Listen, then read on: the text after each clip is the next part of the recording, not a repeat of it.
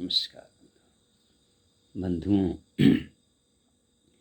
हमने चिंतन नामक शीर्षक से एक विचारधारा शुरू की है, जिसमें हम चाहते हैं कि सभी नौजवान साथी और बड़े बुद्धिजीवी वर्ग शामिल हों और अपने चिंतन को आगे बढ़ाएं,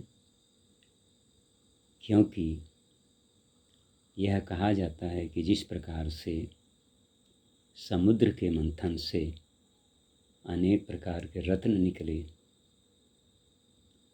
विष भी निकला,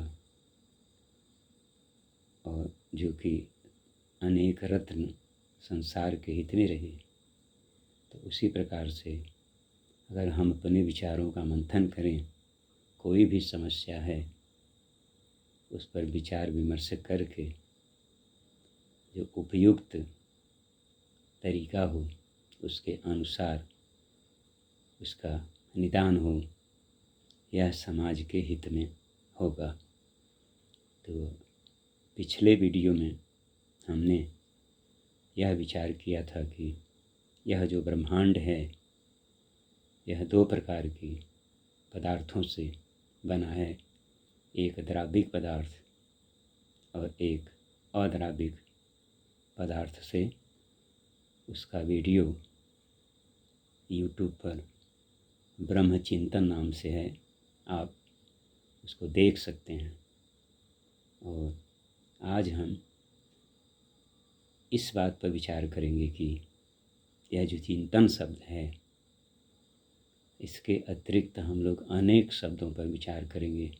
आत्मा, परमात्मा, जीवन, मृत्यु, सुख, दुख, क्रोध, भय, ईर्ष्या, द्वेष, इस प्रकार के अनेक शब्द, महापुरुष, अनेक महापुरुषों को के विषय में हम लोग देखते हैं, सुनते हैं कि वो महापुरुष रहे, लेकिन बाद में कुछ ऐसी बातें हुई जिससे उनके विषय में क्या क्या कहा गया, क्या हुआ। तो ये सब तमाम जो सारे तथ्य हैं, इन तथ्यों पर हम लोग इस चिंतन के माध्यम से विचार करेंगे। जो भी बुद्धिजीवी नौजवान हैं, बड़े लोग हैं, सब से मैं यही प्रार्थना करूँगा कि सब लोग अपने अपने विचार को, अपने अपने चिंतन को एक सकारात्मक दिशा में ले जाएं, जिससे हमारी जो आने वाली पीढ़ी है उसको फ़ायदा होगा, और उसको फ़ायदा होगा तो हमें भी फ़ायदा होगा। संसार में हम लोग पैदा हुए हैं, हम लोगों के जो माता पिता हैं वे भी दो प्रकार के हैं। जैसे द्वैत संसार है, द्वैत प्रकृति का संसार है, उसी प्रकार से हम लोगों के माता पिता भी दो प्रकार के हैं। एक भौतिक माता पिता, या हम कह सकते हैं जैविक माता पिता, जिन्हें हम देख रहे हैं। एक अभौतिक माता पिता, जैसे परमात्मा, ईश्वर, और यह हमारी धरती माँ। तो हम सब की माँ है धरती, हम सब के पिता ईश्वर हैं। और जो भौतिक माता पिता हैं, जिनको हम लोग देख रहे हैं, जिनके साथ रहते हैं, उनका पालन पोषण करते हैं, उनके सुख दुख का ख्याल करते हैं। लेकिन जो हमारे दूसरे तरह के माता पिता हैं, ईश्वर और धरती माँ, इस पर हम लोग उतना ध्यान नहीं देते हैं। इसलिए बंधुओं, हम लोगों को इन सब बातों पर भी विचार करना है आगे, कि किस प्रकार से हम लोग क्रियाकलाप करें। यह जो धरती माँ है हरी भरी रहे, कहीं भी विध्वंसक घटनाएं ना हो, कहीं भी जन धन की हानि न हो, कोई इस प्रकार की घटनाएं न हों जिससे कि धरती का कलेजा कांपने लगे। ईश्वर जो हमारा पिता है, कोई किसी प्रकार की ऐसी घटना या क्रियाकलाप हम लोगों द्वारा न अंजाम दी जाएं जिससे ईश्वर को पीड़ा पहुँचे।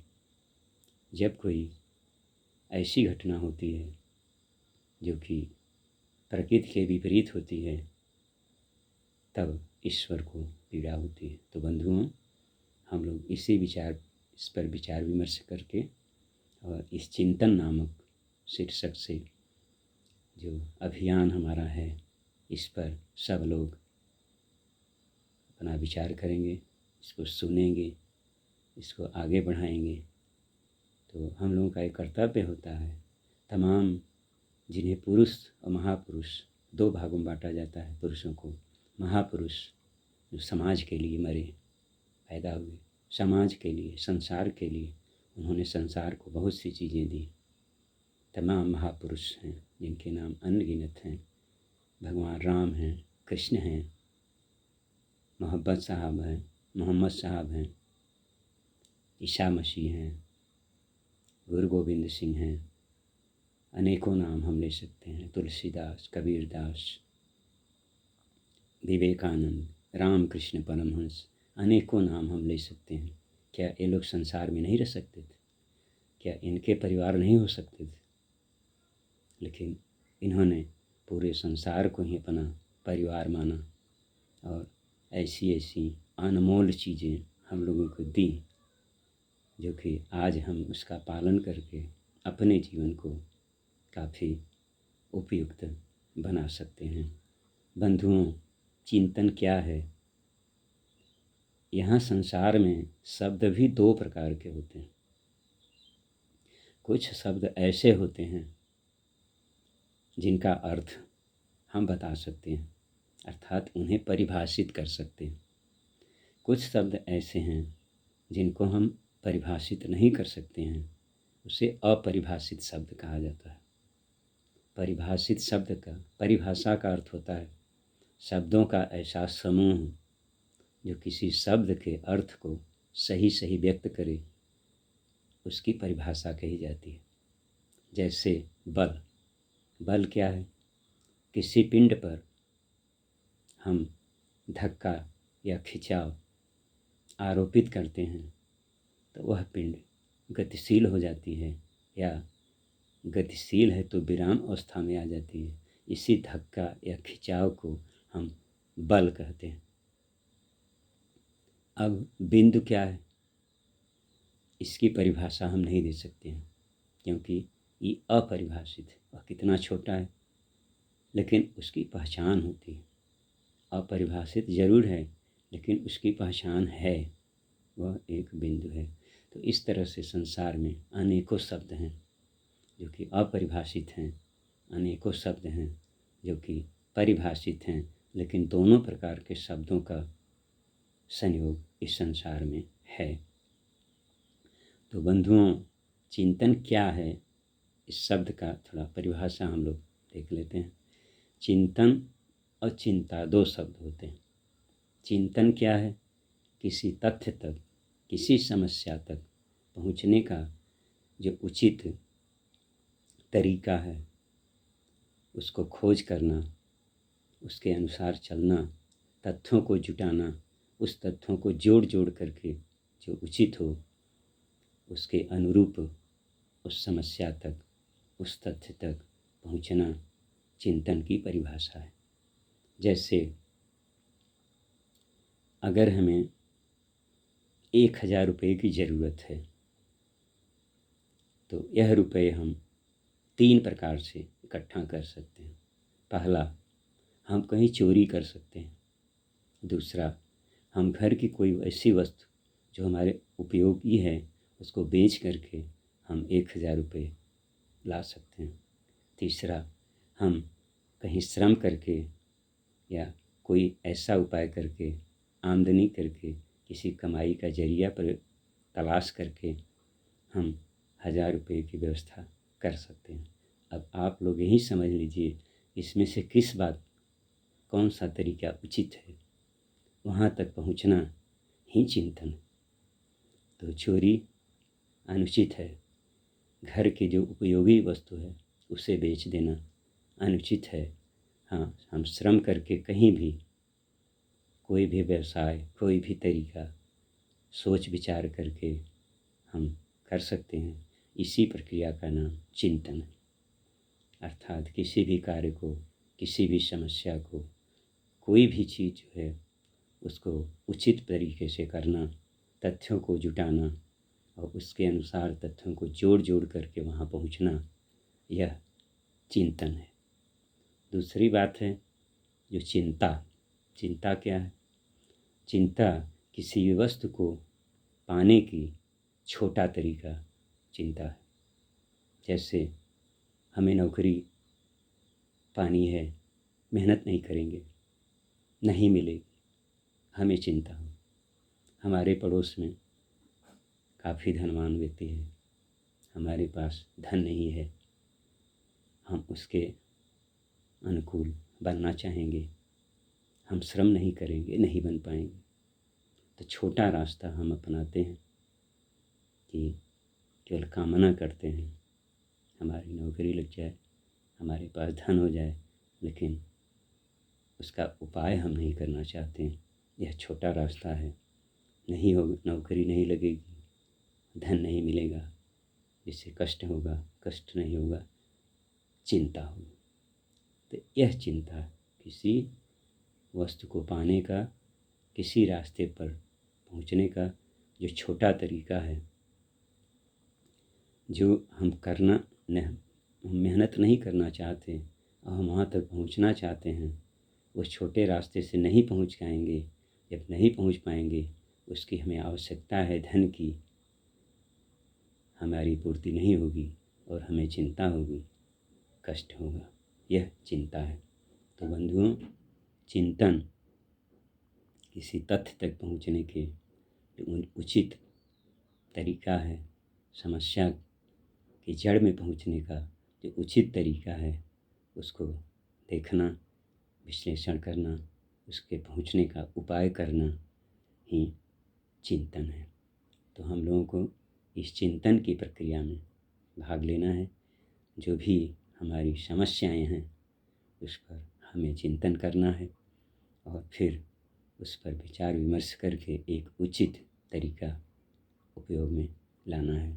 जैसे चिंतन का बहुत बड़ा उपयोग यह है, तमाम लोग कहते हैं कि फला व्यक्ति ने हमको ऐसी ऐसी बात कर दी, इसलिए ज़िंदगी भर हम उनसे बात नहीं करेंगे, उनसे हमारा खान पान नहीं रहेगा, वे हमारी ज़िंदगी भर के दुश्मन रहेंगे। लेकिन उसने कौन सी ऐसी बात कही, इस बात की चिंतन की आवश्यकता है। उन्होंने जो बात भी कही वह किसी न किसी भावना से प्रेरित होकर के कही, यानी उस भावना के वे नशे में थे, इसलिए उन्होंने यह बात कही। तो बंधुओं, उस जो कोई नशा में व्यक्ति है, अगर कुछ कहता है तो लोग कहते हैं जाने दीजिए, फला व्यक्ति नशे में है, इसकी बात को ध्यान मत दीजिए। तो हमारा पड़ोसी, हमारा भाई, कोई भी अगर हमें कुछ कहता है तो किसी न किसी भावना से ग्रसित है, उसके अंदर कोई ऐसी भावना आपके प्रति है जिसके कारण वह यह बात कहता है। तो चिंतन से उस भावना को उसके अंदर से हम निकाल सकते हैं। उस भावना को जब उसके अंदर से हम निकाल सकते हैं तो वह जो नशे में था वह नशा समाप्त हो जाएगा, वह बात भी उसी तरह से वापस हो जाएगी। इस प्रकार से बहुत बड़ी से बड़ी समस्याओं का निदान या समाधान हो सकता है। यह चिंतन की बात है। बंधुओं, मैं एक घटना बताना चाहता हूँ। एक हमारे मित्र रहे हैं जो कि निचली जाति से बिलोंग करते हैं। उन्होंने एक बार हमसे कहा कि पांडे जी, यह क्या विडंबना है कि लोग शादी विवाह में हमारे घर आते हैं, हम लोग कार्ड देते हैं लेकिन पानी नहीं पीते हैं। यह कैसी विडंबना है, क्यों यह दूर नहीं हो सकता है? हमने कहा बंधु, यह समस्या दूर हो जाएगी। लेकिन उसमें कुछ उपाय करना पड़ेगा सब लोगों को। आपका आचार विचार आहार विहार सब कुछ जिस दिन एक हो जाएगा उस दिन यह भावना दूर हो जाएगी। तो पहले क्या ऐसा हो सकता है? उन्होंने कहा नहीं, इसमें तो समय लगेगा। हम कहा तो यह प्रक्रिया होने में भी समय लगेगा। हमारा आचार आचरण एक जैसा होना चाहिए, आहार एक जैसा होना चाहिए। जहाँ भी विचार है आचार है किसी दूसरी भावना से ग्रसित हैं। कहते हैं कि जो बड़ी जाति के लोग हैं वे छोटे जाति के लोगों को काफ़ी अपमानित करते थे न। वर्तमान में क्या स्थिति है? तो बंधुओं, इस तरीके से उन्होंने कहा हाँ पांडे जी, आप सही कह रहे हैं। जब तक सब कुछ एक नहीं होगा तब तक हम लोग एक नहीं हो पाएंगे। आज समझिए, आरक्षण के रूप में जातियों को बांट दिया गया है। जब तक ये आरक्षण बना रहेगा तब तक ये जातियाँ भी बनी रहेंगी। कहाँ से समाप्त हो जाएगा? तो इस प्रकार से बंधुओं, यह जो चिंतन है, हमारा चिंतन इन सभी विषयों पर होना चाहिए।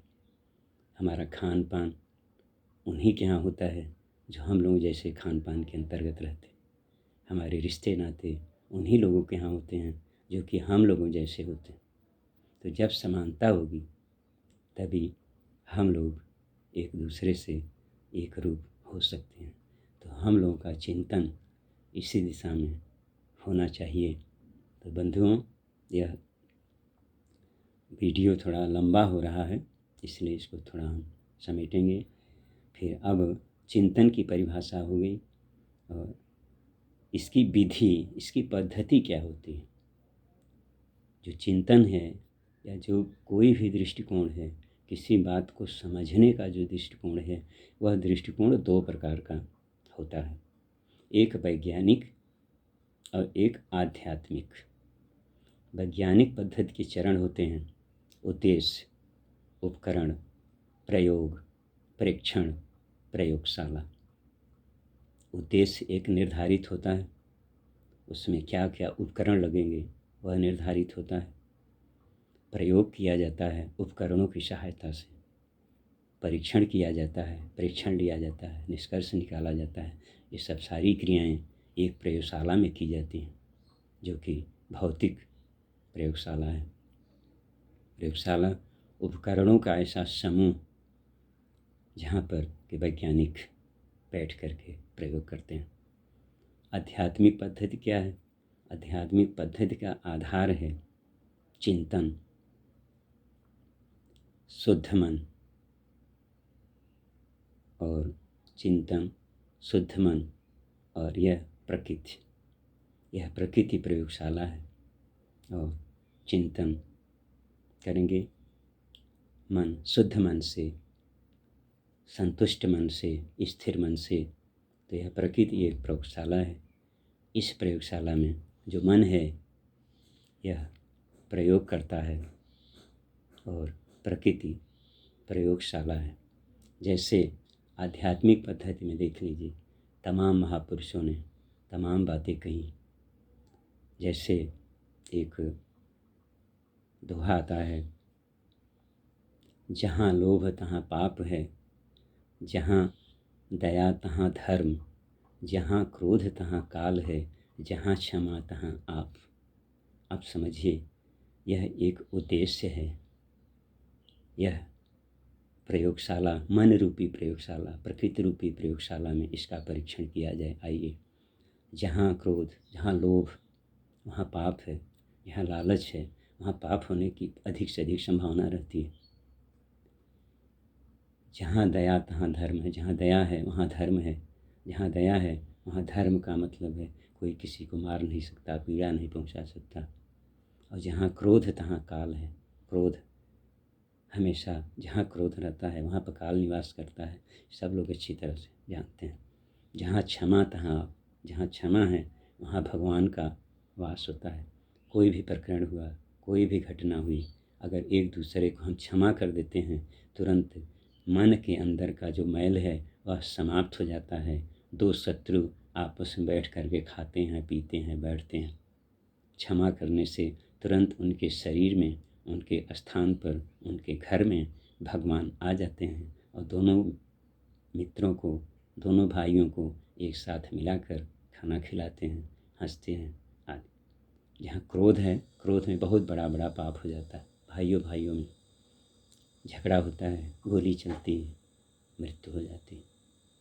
तो यह अब इस उद्देश्य का परीक्षण किस प्रयोगशाला में किया जाएगा? कबीर दास ने लिखा है। और वे कितने बड़े वैज्ञानिक थे, किस प्रयोगशाला में गए थे, किस स्कूल में गए थे? उनके अध्ययन पद्धति का आधार आध्यात्म रहा, आध्यात्म के आधार पर। तो यह आध्यात्मिक पद्धति है और वैज्ञानिक पद्धति है कि ओम का नियम किसी चालक में विद्युत धारा प्रवाहित करने पर उसके सिरों का विभवांतर उसके विद्युत धारा के समानुपाती होता है। अर्थात सिरों का विभवांतर बढ़ाएंगे, वोल्टता बढ़ाएंगे, विद्युत धारा बढ़ जाएगी।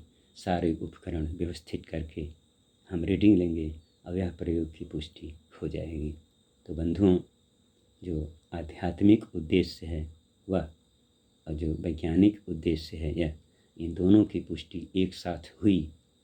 वह मन के प्रयोगशाला में, प्रकृति की प्रयोगशाला में और यह भौतिक प्रयोगशाला में। इस प्रकार बंधुओं, अध्ययन पद्धति या किसी शब्द को परिभाषित करने की यह दो पद्धतियां हैं। इन दोनों पद्धतियों से हम अपने चिंतन को आगे बढ़ा सकते हैं और चिंतन के तथ्यों को समझ सकते हैं। बस आज इतना ही। अब अगले कड़ी में हम लोग आत्मा के विषय में चर्चा करेंगे कि आत्मा क्या है, और फिर परमात्मा, फिर मन, ज्ञान, बुद्धि, तमाम इस प्रकार से तमाम रिश्ते नातों के तमाम चीज़ों की व्याख्या हम लोग इस चिंतन के माध्यम से करेंगे। धन्यवाद।